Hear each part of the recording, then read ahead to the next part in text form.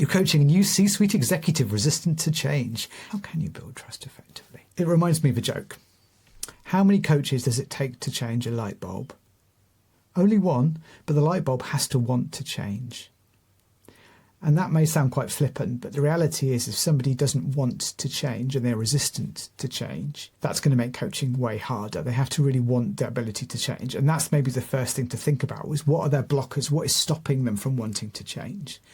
Typically, often what that means is they have ingrained abilities or beliefs or superpowers that have driven them to their success so far. And often it may mean you trying to change some of those things. So maybe one of their superpowers is working super long hours. If I work super long hours, I'm going to be really, really successful. And obviously that's not sustainable and probably not something in their best interest.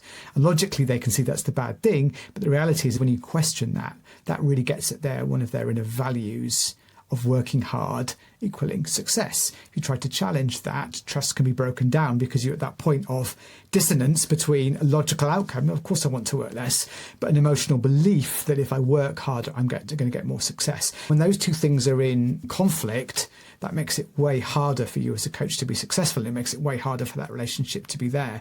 So again, trust isn't going to be there if there's that internal conflict. So really what you need to do is to meet that person at their level, to understand those two sides of it. Again, we're taking an example of working late. The two sides of it, logically you want to stop, but emotionally there's a belief that you want it to be that's going to drive your success. How do you and how can you have both of those beliefs and share both of those beliefs with the person that's in front of you? Okay. By sharing both the emotional and the logical and seeing the challenges with the both of them, you can start to build the empathy needed to be a coach by understanding both of those things. If you're just working on the practical elements of working less hours by just working at that level, you're never going to truly get through to that person because you're never going to touch the emotional buttons that are really driving them.